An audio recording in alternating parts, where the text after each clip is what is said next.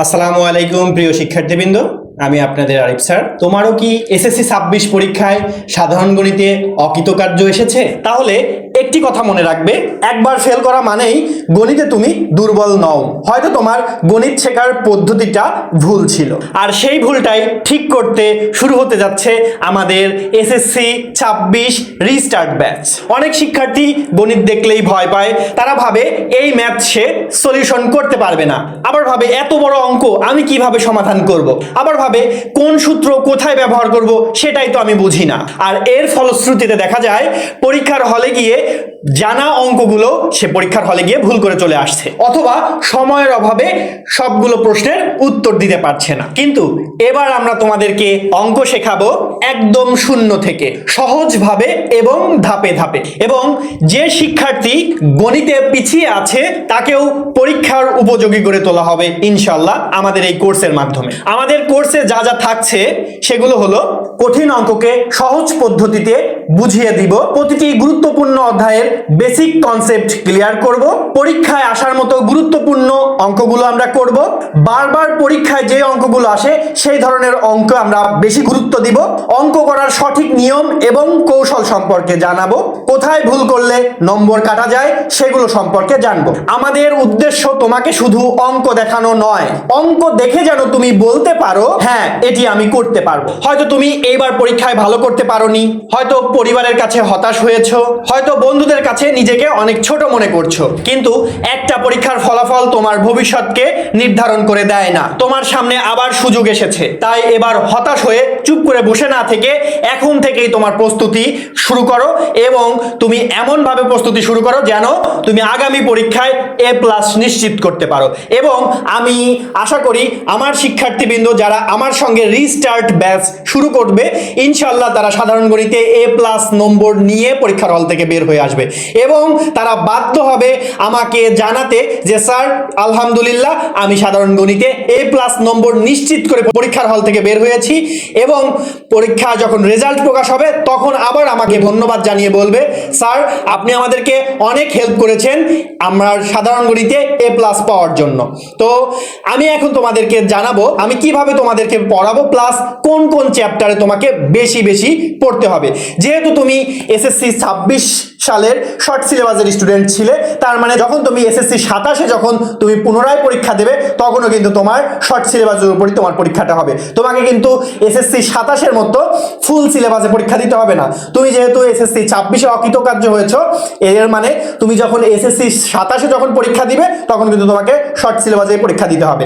তো এই জন্যে আমি এখানে তোমাদের শর্ট সিলেবাসে যে চ্যাপ্টারগুলো ছিল সেগুলো আমি এখানে লিখে রেখেছি, এবং কোন কোন চ্যাপ্টার পড়লে তুমি A+ নিশ্চিত করে বের হতে পারবে, শুধু পাস মার্ক নয় A+ নিশ্চিত করে বের হতে পারবে, সেই অধ্যায়গুলো আমি তোমাদেরকে এখন বলে দেব, প্লাস সেই অধ্যায়গুলো আমরা বেশি বেশি সলভ করব। এইখান থেকেও মোস্ট ইম্পর্টেন্ট কিছু অধ্যায় আছে, এখান থেকে আমি 5টি অধ্যায়ের কথা বলবো।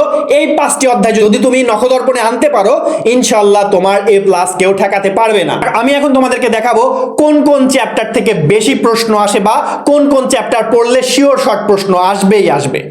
তো দেখো প্রথমে আসি ক বিভাগ।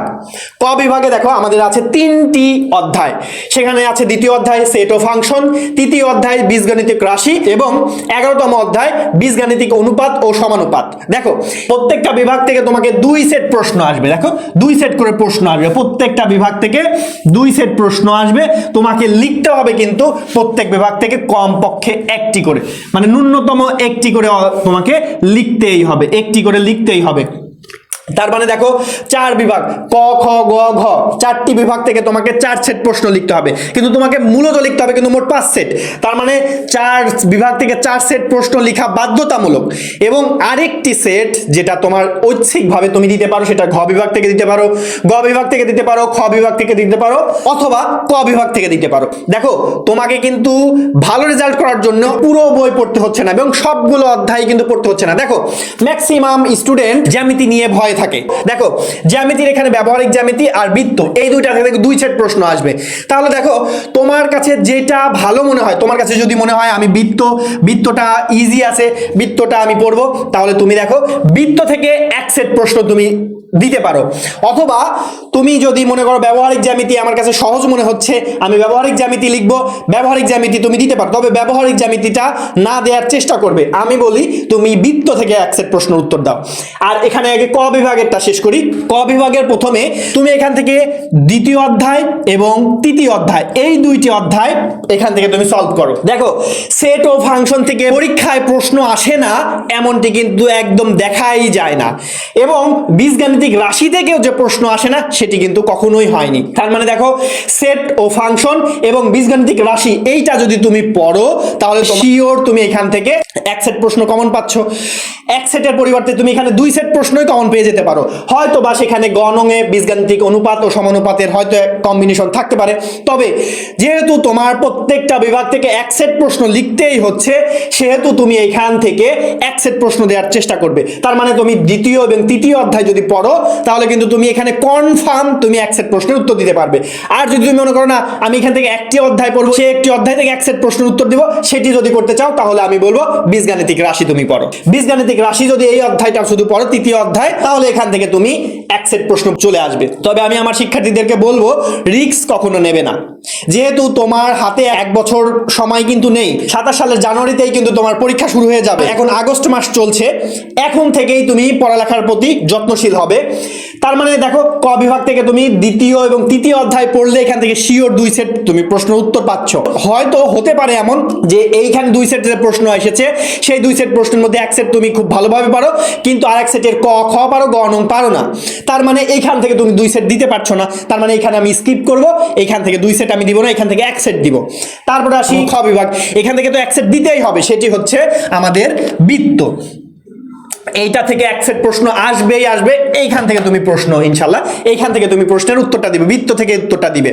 তারপরে আসি গ নং বিভাগ। গ বিভাগ থেকে ত্রিকোণমিতি এবং পরিমিতি, এই দুইটা থেকে কিন্তু 2 সেট প্রশ্ন আসবে, এবং ত্রিকোণমিতিক অনুপাত এটি কিন্তু খুবই ইজি একটি চ্যাপ্টার। এ প্লাস পাওয়ার জন্য শর্টকাট কোন কোন অধ্যায় পড়লে তুমি এ প্লাস পেয়ে যাবে, সেখানে হচ্ছে আমি এখানে লিখি অধ্যায়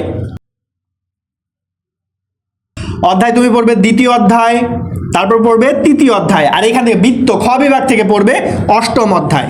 তারপর আসি গ বিভাগ।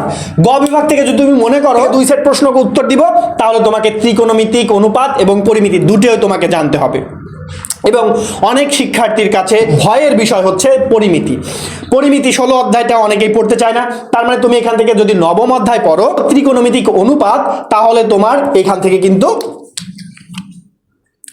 এইখান থেকে গ বিভাগ থেকে কিন্তু তোমার 1 সেট প্রশ্ন উত্তর দেওয়া হয়ে গেল। তার মানে এখান থেকে 1 সেট দিলাম, এখান থেকে 1 সেট, এখান থেকে 1 সেট, এখান থেকে 1 সেট, হয়ে গেল আমাদের 4 সেট। তারপরে আসি ঘ বিভাগ। ঘ বিভাগ থেকে মোস্ট ইজিয়েস্ট পার্ট হচ্ছে এই ঘ বিভাগ, 17 নম্বর অধ্যায়।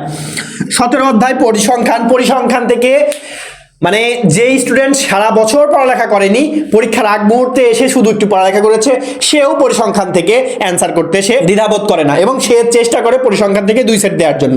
তাহলে দেখো তোমাকে 5 সেট প্রশ্নের উত্তর দেওয়ার জন্য কিন্তু তোমাকে একদম এখানে যে 8টি অধ্যায় আছে তোমাদের শর্ট সিলেবাসে, 8টি অধ্যায় কিন্তু পুরো পড়তে হচ্ছে না, জাস্ট তোমাকে এই 5টি অধ্যায় পড়লে তুমি কিন্তু এখান থেকেই 5 সেট প্রশ্ন ইজি ভাবে দিতে পারছো। ইভেন তুমি এইখান থেকে কিন্তু তোমার প্রিপারেশন কিন্তু হয়ে যাচ্ছে কয় সেটের জন্য। দেখো দ্বিতীয় অধ্যায় থেকে 1 সেট, তৃতীয় অধ্যায় থেকে 1 সেট 2 সেট, তারপরে 8ম অধ্যায় থেকে 1 সেট 3 সেট, 9ম অধ্যায় থেকে 1 সেট, 17তম অধ্যায় থেকে এখান থেকে কিন্তু 2 সেট। তার মানে টোটাল কিন্তু তোমার এখানে টোটালটার উপর থেকে কিন্তু তুমি 6 সেট প্রশ্ন অলরেডি তোমার কিন্তু হয়ে গিয়েছে। কারণ পরিসংখ্যান পড়লে তো এখান থেকে তো 2 সেট প্রশ্ন আসছেই, এটা তো ফিক্সড। এখান থেকে তো 2 সেট প্রশ্ন আসছে, এখান থেকে একটিও দিতে পারো, দুটোই দিতে পারো। তবে ম্যাক্সিমাম স্টুডেন্ট কি করে, এইখান থেকে 2 সেট প্রশ্নের উত্তর দেওয়ার চেষ্টা করে, কারণ এই পরিসংখ্যানটা হচ্ছে সাধারণ গণিতের সব থেকে ইজি একটি চ্যাপ্টার, এবং যেখান থেকে প্রশ্ন সব সময় আসে। তো দেখো তোমার কিন্তু 6 সেট প্রশ্ন কভার করার জন্য কিন্তু তুমি এখানে মোট টোটাল 5টি অধ্যায় পড়লে কিন্তু হয়ে যাচ্ছে। আর তুমি যদি মনে করো আমি তৃতীয় অধ্যায় পড়বো না, তৃতীয় অধ্যায়টা আমার কাছে খুব কঠিন মনে হয়, তাহলে দেখো 4টি অধ্যায় পড়লেই কিন্তু তুমি 5 সেট প্রশ্ন চলে আসছে তোমার। তাহলে দেখো, তুমি চিন্তা করছো আমি কিভাবে পাস করতে পারবো সেটা নিয়ে, কিন্তু আমি তোমাকে দেখাচ্ছি দেখো সব থেকে ইজি ওয়েতে এ প্লাস তুমি কিভাবে আনতে পারবো সেটা কিন্তু আমি তোমাকে দেখাচ্ছি। তার মানে দেখো, তুমি যদি পাস করার মনোভাব নিয়ে এখানে আসো তাহলে তোমার হয়তো পাস হয়ে যাবে, তবে সেটা খুবই কষ্টের সাথে হবে। কিন্তু তোমার এখন থেকে টার্গেট হবে আমার রেজাল্ট খারাপ হয়েছে, যা হবার হয়ে গিয়েছে, আল্লাহ যেটা করে ভালোর জন্যই করে। তবে আমি এসএসসি 2027-এ আমি সাধারণ গণিতে এ প্লাস নিয়ে বের হব ইনশাল্লাহ। কারণ তুমি যখন এসএসসি 26 দিয়েছো তখন কিন্তু তোমাকে সকল সাবজেক্টই কিন্তু পড়তে হয়েছে, কিন্তু এখন তুমি যদি সাধারণ গণিতে শুধুমাত্র অকৃতকার্য হয়ে থাকো তার মানে তোমাকে এখন কিন্তু একটা সাবজেক্ট পড়তে হবে, এবং সেই একটা সাবজেক্ট এমনভাবে পড়বে যাতে সেই একটা সাবজেক্টে তোমার এ প্লাস খুব সহজভাবে চলে আসে। এবং এ প্লাস পাওয়ার জন্য কিন্তু তোমার এই 8টি অধ্যায় কিন্তু পড়তে হচ্ছে না, দেখো 4টি অধ্যায় পড়লেই কিন্তু তুমি এ প্লাস তোমার ইনশাল্লাহ চলে আসবে। তো এই 17 অধ্যায় থেকে তুমি যদি 4টি অধ্যায় পড়তে চাও তাহলে 17 অধ্যায় থেকে 2 সেট প্রশ্ন দিবে, নবম অধ্যায় থেকে 1 সেট, অষ্টম অধ্যায় থেকে 1 সেট এবং দ্বিতীয় অধ্যায় থেকে 1 সেট। দেখো তোমার 5 সেট প্রশ্নের উত্তর কিন্তু হয়ে গেল। দেখো 5 সেট প্রশ্নের উত্তর হয়ে গেল ইনশাআল্লাহ। এবং বাকি যে 8টি অধ্যায় আছে, 8টি অধ্যায়ের মধ্যে 4টি অধ্যায় তোমার যখন তুমি কমপ্লিট করতে যাবে এর সাথে তুমি অবশ্যই এমসিকিউ গুলো ঝালাই করে নেবে, কারণ তোমার কিন্তু এমসিকিউ কিন্তু এই পুরো 8টি অধ্যায় থেকেই আসবে। এমসিকিউ তে কিন্তু এরকম নেই যে খ বিভাগ থেকে তোমার 5টি প্রশ্ন থাকবে, 5টির মধ্যে 3টি উত্তর দেবে, আবার গ বিভাগ থেকে 10টি থাকবে, 10টি থেকে তুমি 5টির উত্তর দেবে, এরকম কিন্তু অপশন এমসিকিউ তে নেই। তার মানে এমসিকিউ এর জন্য কিন্তু তোমাকে পুরো যে 8টি অধ্যায় আছে 8টি অধ্যায়ই পড়তে হবে ইনশাআল্লাহ। আমাদের পিডিএফ কোর্সে কিন্তু তোমাদের সাধারণ গণিতের প্রত্যেকটা অধ্যায়েরই অধ্যায় ভিত্তিক এমসিকিউ এবং অধ্যায় ভিত্তিক সংক্ষিপ্ত প্রশ্ন আমাদের পিডিএফ কোর্সে দেয়া আছে, এবং তোমাদের বিগত কয়েক বছরের বোর্ড প্রশ্নের কিন্তু সমাধান করে দেয়া আছে। তার মানে দেখো, তুমি আমাদের রেকর্ডেড ক্লাস পেয়ে যাচ্ছ এবং তার পাশাপাশি তুমি আমাদের পিডিএফ দেখেও কিন্তু পড়ালেখাগুলো চালিয়ে যেতে পারছো। তার মানে তুমি যে এসএসসি 26-এ সাধারণ গণিতে অকৃতকার্য হয়েছো এর মানে এই নয় যে তুমি এসএসসি 27-এ সেটাতে তুমি ভালো রেজাল্ট করতে পারবে না, এটা কিন্তু না। তুমি যদি এখন থেকে চেষ্টা করো এবং আমাদের সাথে আমাদের কোর্সে যদি যুক্ত হও তাহলে ইনশাল্লাহ আমরা গ্যারান্টি দিচ্ছি তুমি এ প্লাস নিয়ে পরীক্ষার হল থেকে বের হয়ে আসবে। এসএসসি 27 পরীক্ষার হলে গিয়ে তুমি যে প্রশ্নগুলো দেখবে ইনশাল্লাহ তখন প্রশ্নগুলো দেখে তুমি বলবে আলহামদুলিল্লাহ আমি এখান থেকে পুরোপুরি 5 সেট প্রশ্নের উত্তর দিয়ে বের হব এবং আমি এ প্লাস নিশ্চিত করে বের হব। তো প্রিয় শিক্ষার্থীবৃন্দ, আর দেরি না করে আমাদের কোর্সে এখনই যুক্ত হয়ে যাও আর আমাদের সাথে ক্লাস শুরু করে দাও। একটা কথা মনে রাখবে, এখন তোমার রেজাল্ট খারাপ হয়ে গিয়েছে, এখন তো আর কিছু করার নেই।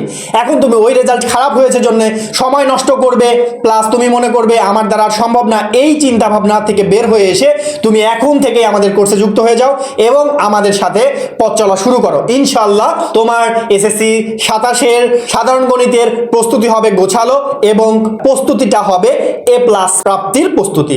তো প্রিয় শিক্ষার্থীবৃন্দ, আর দেরি না করে আমাদের কোর্সে যুক্ত হয়ে যাও এবং আজকের ভিডিও এ পর্যন্তই। ভালো থাকবে, সুস্থ থাকবে, আমাদের জন্য দোয়া করবে। আল্লাহ হাফেজ, আসসালামু আলাইকুম।